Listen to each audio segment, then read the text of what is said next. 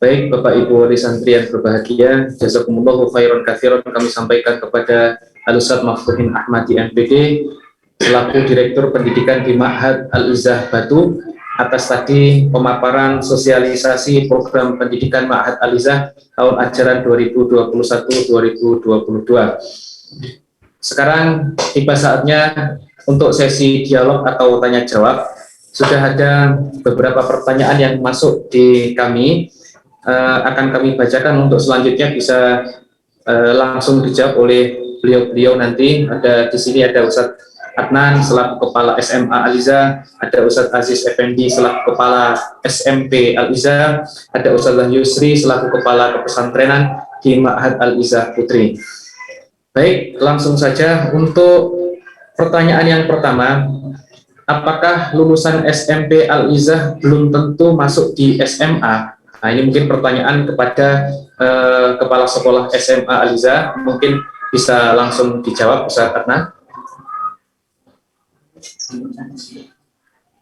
Ya, terima kasih atas waktunya. Untuk pertanyaan, apakah lulusan SMP Al-Izzah belum tentu masuk di SMU Al-Izzah atau di SMA Al-Izzah? Kami sampaikan di sini hampir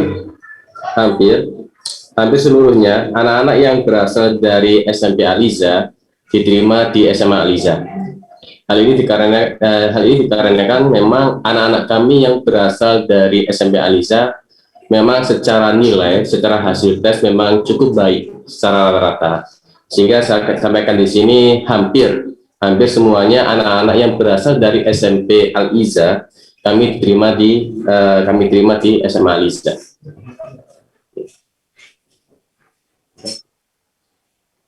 Baik, terima kasih Ustaz Adnan atas jawabannya. Pertanyaan selanjutnya, saya mau menanyakan bagaimana jika setelah PPKM berakhir, tetapi syarat sertifikasi vaksin untuk anak tetap diwajibkan untuk penerbangan. Sementara di kota kami, vaksin untuk anak-anak belum ada. Mohon solusi dari pihak Al-Izzah. Monggo Ustaz Aziz bisa menjawab. Ya, bismillahirrahmanirrahim. Bapak Ibu yang dirahmati Allah, alhamdulillah, terkait dengan vaksin ini memang untuk saat ini Dinas Kesehatan Kota Batu masih belum memberikan kepastian kapan bisa difasilitasi terkait dengan kegiatan ini. Namun ada beberapa pihak rumah sakit yang menawarkan kepada kami terkait dengan vaksin untuk anak dan sudah siap untuk membantu kami, sehingga tentu nanti kami akan informasikan lebih lanjut untuk hal ini, karena tentunya kami di wilayah Kota Batu akan mengikuti arahan dan saran dari yaitu Dinas Kesehatan Kota Batu. Mungkin seperti itu Ustaz Ridho ya terkait dengan vaksin ya. Tapi kalau misalkan untuk syarat kenaikan untuk naik pesawat, misalkan mereka harus vaksin, berarti tentunya harus dilakukan di daerah masing-masing. Selama ini anak-anak yang sudah masuk di Al-Izzah saat ini, karena memang sudah datang sebelumnya, mereka sementara menggunakan PCR swab untuk syarat naik pesawat. Ya mungkin nanti ya bisa dikomunikasikan lebih lanjut dengan tim komunikator. Kalau memang terpaksa harus vaksin, ya tentu harus melakukan vaksinasi di daerah asal gitu Bapak Ibu sekalian. Tapi kalau memang tidak bisa, ya tentunya syarat yang kedua adalah PCR swab itu.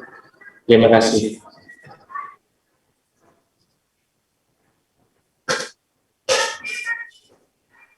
Baik, terima kasih Ustaz Aziz atas penjelasannya tadi terkait dengan PPKM dan seterusnya tadi. Untuk pertanyaan selanjutnya, Assalamualaikum, mohon tanya untuk uang saku santri ALS kelas 7 nanti via apa wali santri kirimnya? Baik, Bapak Ibu sekalian, mungkin langsung kami jawab. Jadi kemarin ketika sosialisasi teknis kemarin di forum Zoom yang sebelumnya, kemarin sudah kami jelaskan bahwasanya untuk pengiriman uang saku santri nanti masing-masing santri akan mendapatkan akun tabungan siswa, jadi nanti akan melalui aplikasi. Jadi untuk lebih jelasnya nanti silakan panjenengan kontak dengan bagian keuangan. Tapi pada intinya uang saku santri nanti akan diambilkan dari kiriman wali santri melalui tabungan siswa seperti itu. Jadi nanti akan transfer ke smart card-nya Ananda untuk kemudian bisa digunakan di kantin Aliza seperti itu. Selanjutnya, pertanyaan selanjutnya, apakah dimungkinkan masa orientasi dilakukan online, paling tidak memberikan gambaran awal buat para santri? Langsung mungkin saya sambung pertanyaan ini langsung ke pertanyaan selanjutnya, bagaimana schedule pembelajaran selama di rumah sebelum datang di pondok? Mungkin untuk pertanyaan yang pertama tadi bisa dijelaskan Ustazah Yusri selaku Kepala Pesantrenan terkait masa orientasi dilakukan secara online, atau Ustaz Aziz nanti bisa menyampaikan orientasi sekolah dilaksanakan secara online. Kemudian yang pertanyaan selanjutnya, bagaimana schedule pembelajaran selama di rumah sebelum datang di pondok? Mungkin itu, monggo silakan bisa dijawab. Ya, baik, terima kasih Bapak Ibu sekalian. Untuk selama masa PPKM darurat ini, tentu kalau santri yang sudah datang ke kami, ya kami akan layani sesuai dengan perencanaan semula, yaitu melakukan karantina selama 10 hari. Kemudian agendanya adalah anak-anak akan dihandle oleh bagian kepesantrenan berupa daurah Al-Quran dan lain-lain. Kemudian selanjutnya untuk Ananda yang masih di rumah, jangan khawatir Bapak Ibu sekalian, kami akan tetap pandu dengan program pengenalan, yaitu di program Jati Diri, meskipun tidak sesempurna yang ada di offline. Ya tentu ini adalah sebagai ikhtiar kami mengenalkan anak-anak kita yang sudah masuk menjadi santri Al-Izzah, baik kelas 7 maupun kelas 10. Tentu kita akan memfasilitasi pengenalan mereka dengan online, yaitu di di sekolah masing-masing, baik SMP maupun SMA. Nanti jam 10.30 kami akan sosialisasikan melalui Zoom masing-masing, baik itu SMP sendiri, SMA nanti sendiri, sehingga kami juga akan share nanti jadwal-jadwalnya. Ya, terima kasih Bapak Ibu. Demikian kegiatan anak-anak selama PPKM darurat, mungkin nanti sampai tanggal 19. Setelah itu mudah-mudahan PPKM ini sudah dibuka, setelah itu bisa berangsur-angsur bisa masuk ke Mahat Al-Izzah.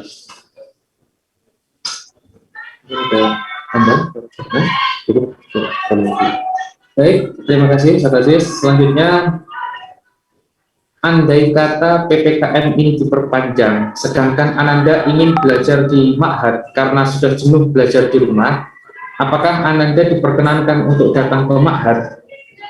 Mungkin bisa dijelaskan, Ustaz? Ya, Bapak Ibu sekalian, yang pertama terkait dengan PPKM, tentu kita akan mengikuti perkembangan yang ada. Namun Bapak Ibu, ketika panjenengan memang sudah berniat dan apa bahasanya ya, punya niat yang kuat untuk mengikhlaskan diri Ananda masuk ke Mahat Al-Izzah dalam kondisi PPKM seperti ini, ya seperti yang ada sekarang, yaitu beberapa Ananda sudah masuk ke Mahat Aliza, tentunya harus rela menembus protokol kesehatan untuk masuk ke Kota Batu. Karena semua jalan-jalan yang ada di Kota Batu saat ini ditutup, baik itu jalan besar maupun jalan alternatif, Bapak Ibu sekalian. Alhamdulillah ada beberapa wali santri yang memang mungkin memahami ya jalan-jalan mana yang bisa dibuka dan masih bisa dilalui, bisa diakses, ataupun jam-jam tertentu bisa diakses, ataupun memiliki persyaratan yang sudah komplit seperti vaksin sudah dilakukan, kemudian PCR swab sudah dilakukan, atau antigen sudah dilakukan, atau punya surat izin keluar masuk wilayah. Nah, ini insya Allah bisa masuk. Jadi Bapak Ibu sekalian, kami terbuka terkait dengan hal ini, namun nanti secara umum kita akan buka setelah tanggal 20 Bapak Ibu sekalian, setelah Idul Adha.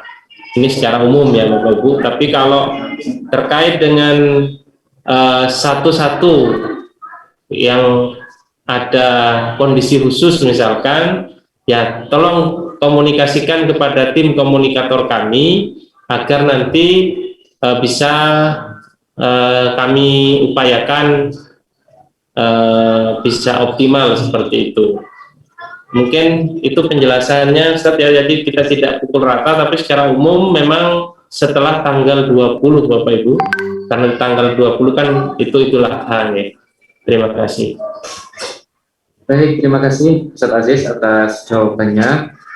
Selanjutnya, Assalamualaikum Ustaz, kami orang tua ingin juga mengikuti perkembangan proses belajar anak-anak kami. Selama proses belajar, kami bisa memantau melalui media atau forum yang terupdate setiap hari. Mohon info ke kami. Ya, baik Bapak Ibu, kita punya forum atau grup WhatsApp yang itu setiap SMP atau SMA itu ada. Kepesantrenan juga insya Allah akan membuat atau membentuk grup WA. Itu yang nanti mohon diikuti perkembangannya.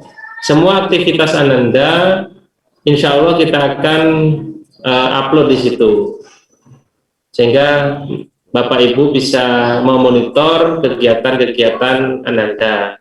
Nah, untuk yang online, kami harapkan Bapak Ibu bisa mengontrol Ananda ketika dalam penggunaan perangkat-perangkat digital Bapak Ibu sekalian, sehingga karena kami tidak bisa mengontrol secara penuh untuk yang online. Kalau yang offline tentu itu langsung ada di bawah kewenangan kepesantrenan, baik yang di putra maupun yang di putri. Begitu Bapak Ibu sekalian, terima kasih. Baik, pertanyaan selanjutnya, satu pengasuh membawai berapa santri Ustaz? Nah, mungkin bisa dijelaskan oleh Ustazah Yusri, monggo silakan. Baik, bismillahirrahmanirrahim. Bapak Ibu sekalian, untuk di IBS, untuk satu pengasuh membawahi 2 kamar, satu kamar berisi 10 santri. Jadi alhamdulillah di masing-masing level nanti sudah ada yang kita sebut dengan koordinator murabiyah. Koordinator murabiyah inilah yang nanti akan menjadi komunikator di grup-grup kamar Bapak Ibu sekalian. Jadi alhamdulillah untuk santri yang sudah datang saat ini, kita sudah membentuk grup kamar untuk memberikan informasi-informasi terkait kegiatan santri yang sedang berlangsung, baik itu yang di SMP maupun SMA. Jadi alhamdulillah kami ucapkan jazakumullah khair kepada Bapak Ibu yang sudah menghantarkan Ananda di Al-Ida. Alhamdulillah semua informasi kegiatan dari pagi ataupun sampai dengan santri istirahat kami memberikan kepada Bapak Ibu sekalian, sekaligus ada foto kegiatannya yang kami infokan. Baik, terima kasih Ustazah Yusri. kami sedikit menambahkan penjelasan mungkin yang di Putra, Bapak Ibu sekalian. Di Putra rata-rata untuk pengasuh itu membawai 4 kamar, satu kamarnya 8 anak, jadi rata-rata di ALS itu satu pengasuh atau murabi itu membawai 32 santri, seperti itu Bapak Ibu sekalian. Pertanyaan selanjutnya, Assalamualaikum Ustaz, untuk Nia dan Iis untuk pelajaran bahasa, apakah memang berbeda jumlah jam pelajarannya? Tadi sekilas saya lihat di tabel, itu Nia 6 jam pelajaran dan Iis hanya 1 jam pelajaran.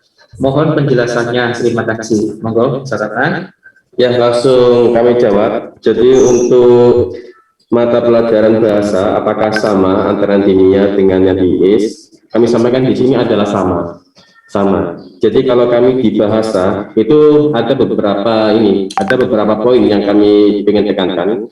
Yang pertama adalah bahasa yang kita ikuti sesuai dengan kurikulum. Yang kedua adalah penguatan kompetensi.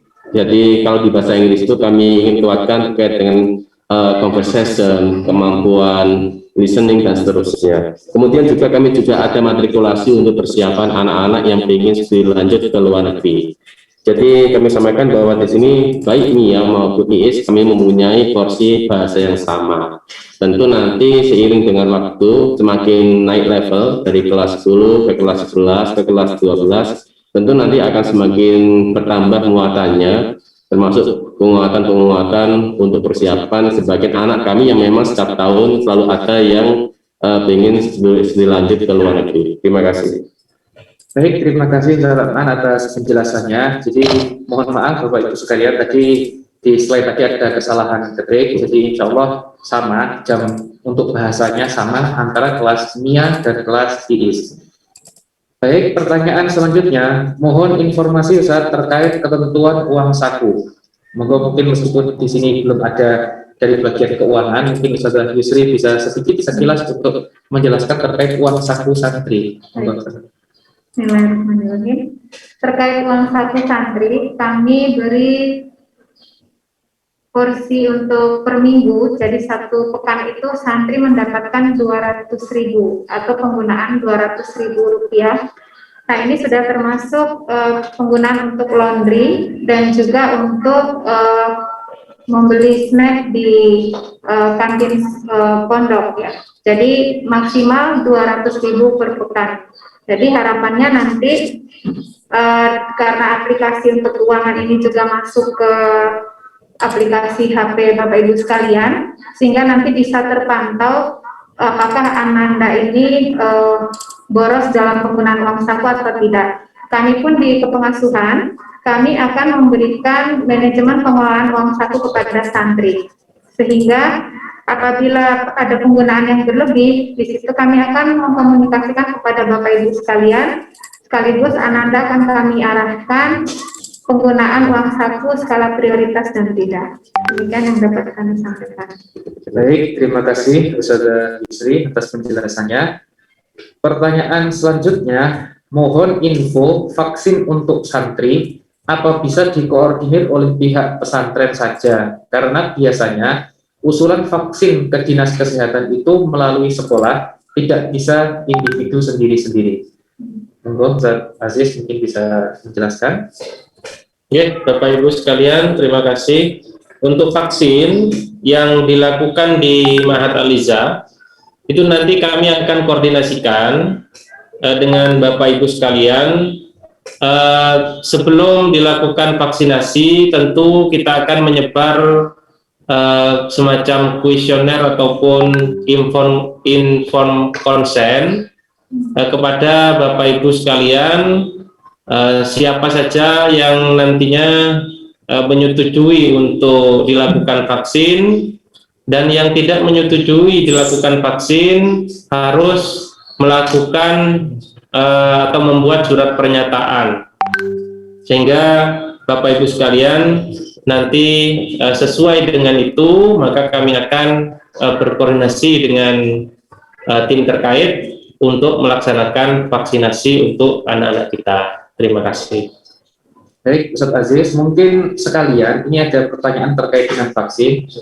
bila mana misalnya ada santri yang sebelum kedatangan ke Ma'had itu sudah vaksin pertama, kemudian ketika itu hadir ke pondok, apakah vaksin keduanya bisa difasilitasi oleh Al-Izzah seperti itu, Ustaz? Oke, untuk kondisi seperti ini memang kami belum konsultasi ke bagian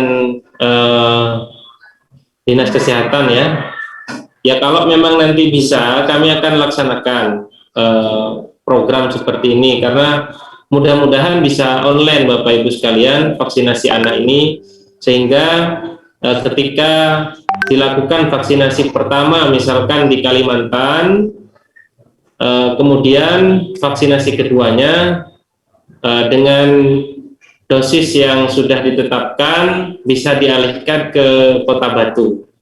Ini mudah-mudahan bisa, tapi kami belum bisa memastikan bahwa ini bisa, Bapak Ibu sekalian. Sementara belum ada informasi secara jelas dari Dinas Kesehatan. Untuk itu nanti kami akan koordinasi lebih intens dengan Dinas Kesehatan terkait. Terima kasih. Baik, terima kasih Ustaz Aziz atas penjelasannya. Pertanyaan selanjutnya, mohon informasi kegiatan santri saat di hari Ahad. Mungkin Ustaz Yusri selaku Kepala Pesantren bisa menjelaskan.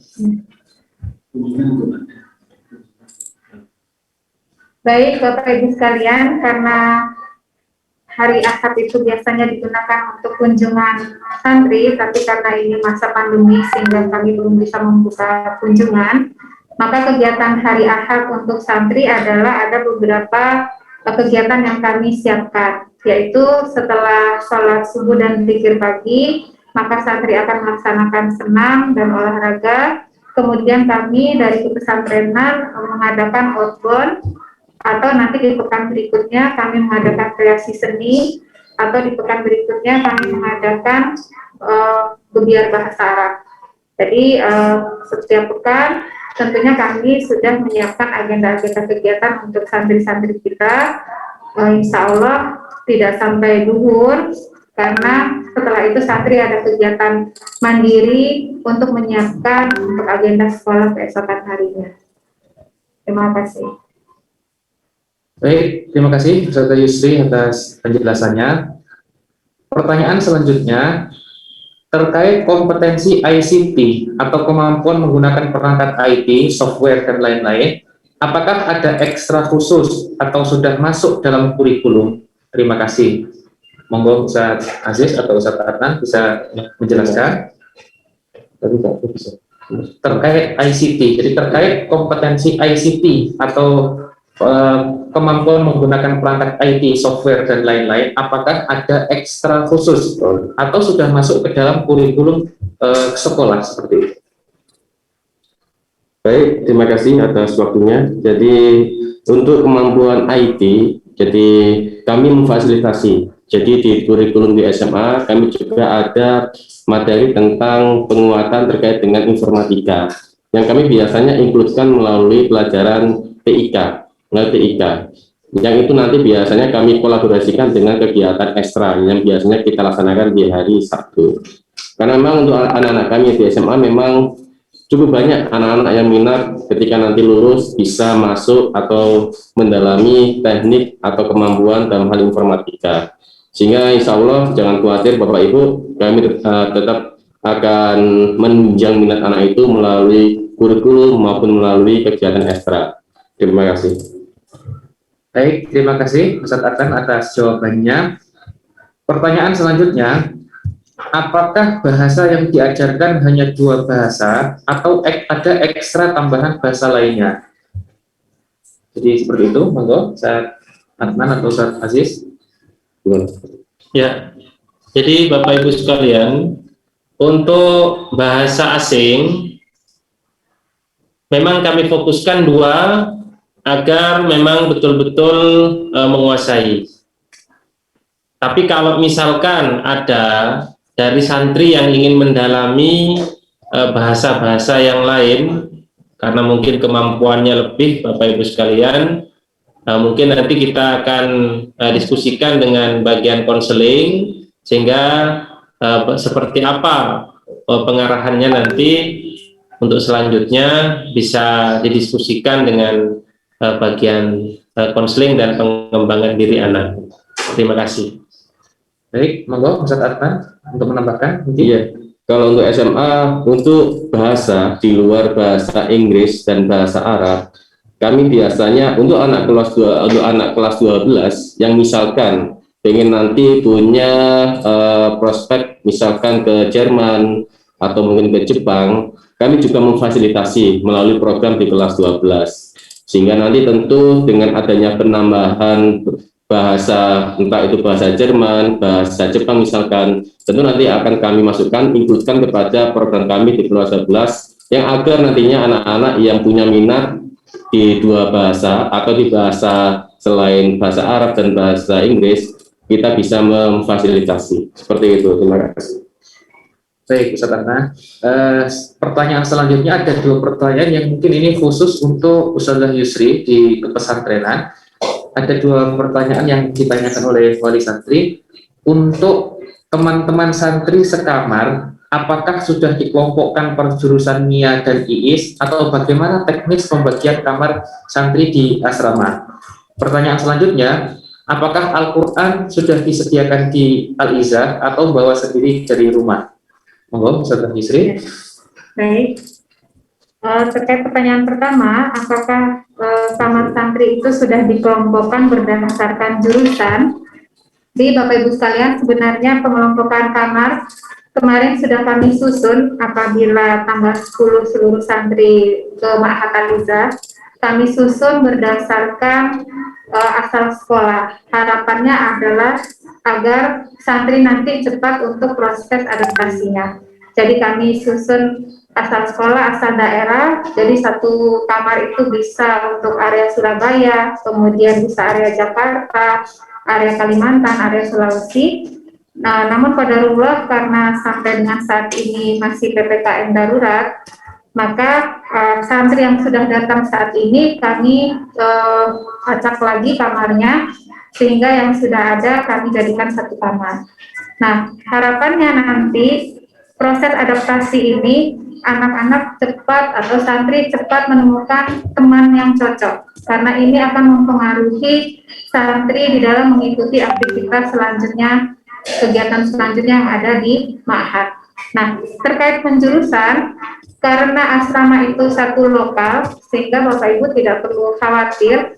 Adapun apabila nanti tidak sekamar dengan satu jurusan atau satu kelas, maka Ananda ada kegiatan belajar mandiri yang difasilitasi oleh pesantrenan.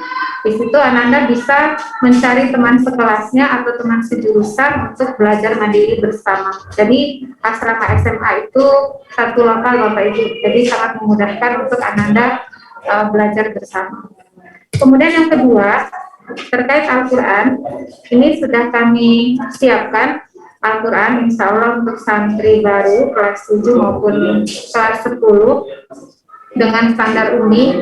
Jadi karena alhamdulillah tahun ajaran baru ini kami sudah menggunakan standar uni dan Al-Qurannya dengan cetakan agak besar ya, artinya ini juga untuk memudahkan santri yang mengalami kendala menggunakan kacamata, sehingga tulisan yang ada di Al-Quran kami cetak dalam ukuran besar.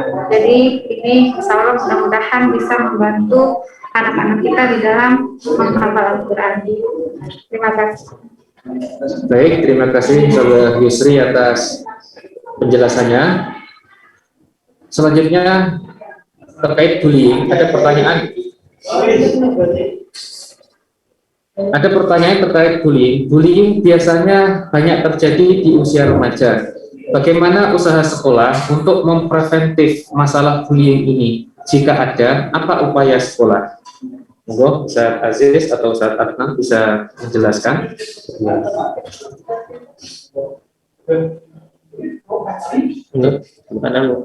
Ya, terima kasih atas pertanyaannya.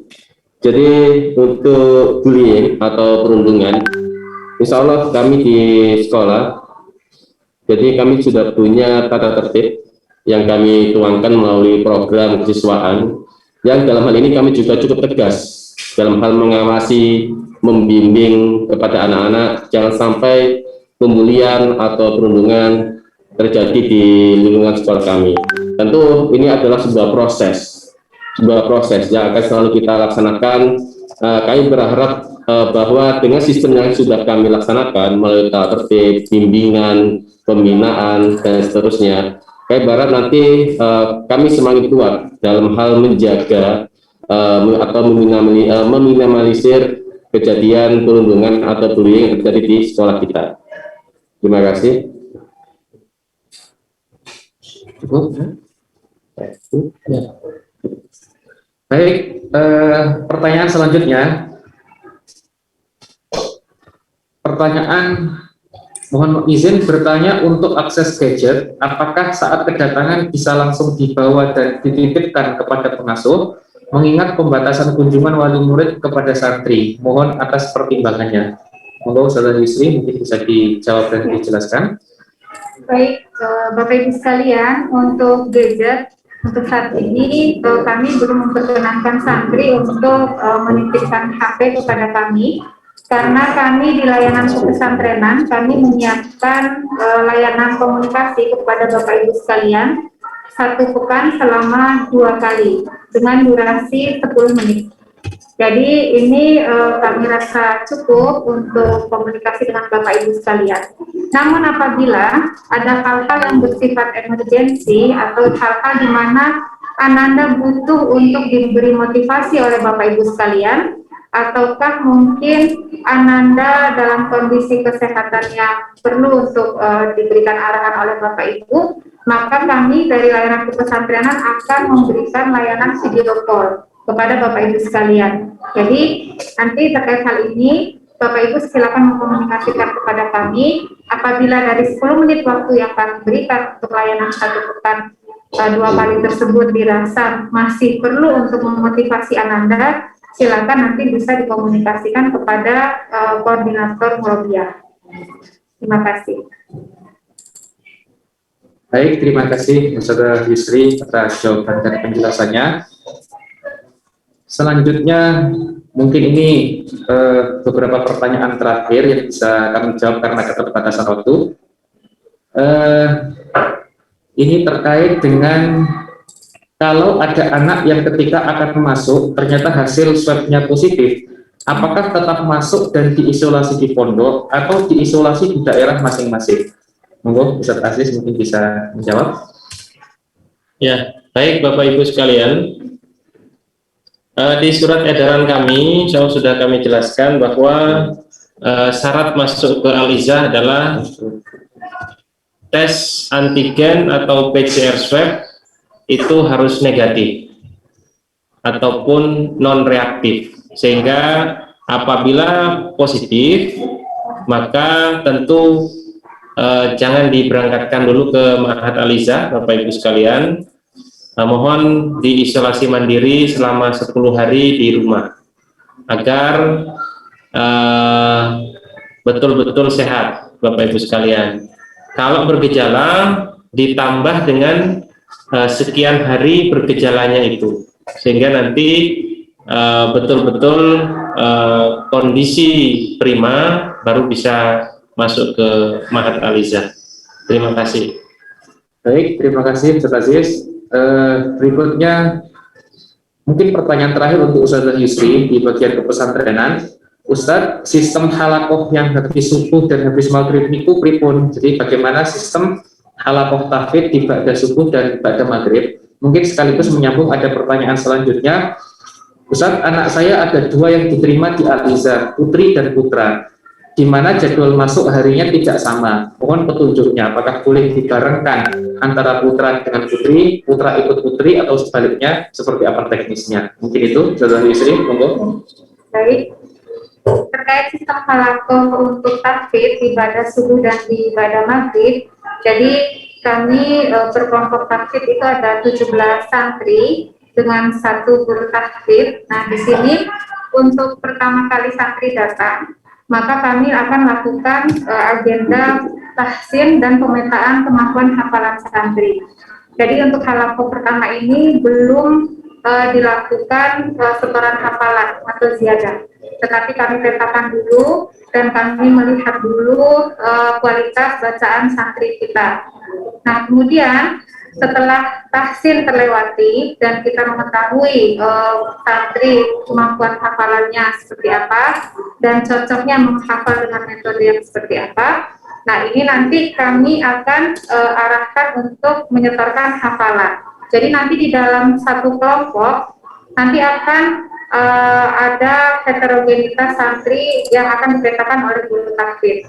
Nah, kemudian setelah dilakukan setoran hafalan, kami akan memetakan lagi apakah santri ini memiliki kualifikasi untuk masuk ke kelas staf khusus untuk SMP dengan jumlah hafalan 15 juz. Jadi setelah kami petakan kembali, nah ini baru kami akan lakukan program Daurah Al-Quran setelah PTS 1 yang tadi sudah dijelaskan oleh Ustaz Mahfudzin. Jadi setelah dipetakan ada santri kelas staf khusus 15 juz, maka kami akan mengkomunikasikan kepada Bapak Ibu sekalian, apakah anak Ananda didukung oleh Bapak Ibu untuk masuk ke kelas staf khusus. Ini khusus yang SMP. Sedangkan untuk yang santri SMA, karena semuanya sama, jumlah hafalannya nanti adalah 15 juz, maka dalam satu kelompok halaqah tahfidz itu ada 17 santri. Di sini tetap kami lakukan pemetaan, jadi kelas juga secara heterogen, dan kami akan mengupayakan bagaimana santri mencapai target-target yang sudah kami tetapkan dengan teknis-teknis yang sudah sekian tahun kami lakukan. Jadi Bapak Ibu tidak perlu khawatir, ada beberapa cara untuk santri kita bisa menempuh target tersebut. Alhamdulillah, sebagai informasi kepada Bapak Ibu sekalian, tahun lalu dari kegiatan daurah yang kami lakukan, alhamdulillah sudah ada 24 santri yang menjadi hafidhah atau menghafal sebanyak 30 juz. Dan alhamdulillah 1 tahun kemarin itu hampir 95% santri sudah mencapai 15 juz. Jadi target yang harusnya dicapai dalam waktu 2 tahun, alhamdulillah telah tuntas 95% di tahun pertama. Jadi insya Allah kami butuh dukungan dari Bapak Ibu sekalian. Mudah-mudahan anak-anak nanti bisa sesuai dengan harapan kita semua. Terima kasih. Pertanyaan, Putra Putri. Oh ya, apabila untuk putra dan putri diantaranya waktunya apakah berbeda atau bersamaan, itu bisa bersamaan Bapak Ibu sekalian, nanti bisa dikomunikasikan kepada tim komunikator, apakah itu di SMP maupun di SMA, bisa mengambil waktu bersamaan. Terima kasih. Baik, terima kasih Ustaz Yusri. Pertanyaan terakhir untuk tim akademik, Ustaz Aziz dan Ustaz Adnan. Assalamualaikum Ustaz, apakah bisa menambah pelajaran berupa les? Jika diperbolehkan, bagaimana dengan tenaga pengajarnya? Apakah disiapkan dari ma'had dan bagaimana teknisnya? Monggo, silakan. Ya, terima kasih atas pertanyaannya. Untuk les atau tambahan belajar, kami sudah punya mekanisme. Jadi kami hanya memfasilitasi anak-anak yang memang dibutuhkan untuk melakukan tambahan belajar. Ya, biasanya mekanisme yang kami lakukan adalah melalui rekomendasi dari guru mapel, itu yang pertama. Yang kedua adalah rekomendasi dari guru atau bagian konseling, ya, dari bagian konseling. Nah, ketika sudah ada rekomendasi itu dari kurikulum, dari konseling, dari guru mapel yang bersangkutan, maka kemudian baru nanti ada ACC dari kepala sekolah. Yang tentu kami berharap, Ibu, Bapak dan Ibu Guru, kami berharap sekali bahwa kegiatan belajar yang ada di Aliza, sistem belajar yang kami bentuk, tentu kami sangat berharap bisa meminimalisir adanya tambahan belajar. Karena kami sungguh sudah benar-benar berupaya semaksimal mungkin agar anak-anak kita tidak perlu tambahan belajar. Namun memang selalu ada biasanya anak-anak yang memang harus dan butuh bahasanya tambahan belajar, yang memang itu juga atas dasar rekomendasi dari guru maupun dari kurikulum. Jadi kalaupun ada ibu-ibu biasanya akan kami fasilitasi dari guru kami sendiri. Kalaupun nanti dari guru luar, mungkin tentu nanti harus ada konfirmasi, harus ada kebijakan dari kami selaku kurikulum dan kepala sekolah tentunya bila mana harus mendatangkan guru dari luar. Itu pun dengan ketentuan yang sangat ketat karena kondisi kami memang harus benar-benar menjaga di masa pandemi ini. Terima kasih. Baik, mungkin sudah cukup mewakili saat kasih. Jadi demikian Bapak Ibu sekalian. Jadi tadi sudah insya Allah cukup banyak sekali pertanyaan yang sudah kami jawab. Insya Allah ini bisa mewakili pertanyaan-pertanyaan dari panjenengan semuanya. Karena keterbatasan waktu dan setelah ini masih ada sesi dengan tim sekolah, maka sementara kami cukupkan untuk sesi dialog dan tanya jawab ini. Maka dengan berakhirnya sesi dialog ini berakhir pula agenda kita di pagi hari yang berbahagia ini. Maka acara terakhir adalah penutup. Mari sama-sama kita tutup acara kita pada pagi yang berbahagia ini dengan bersama membaca doa kafaratul majlis. Subhanallah wa bihamdika, asyhadu an la ilaha illa anta, astaghfiruka wa atubu ilaik. Demikian Bapak Ibu wali santri yang berbahagia, jika ada kurang lebihnya kami mohon maaf yang sebesar-besarnya. Syukron. Wassalamualaikum warahmatullahi wabarakatuh.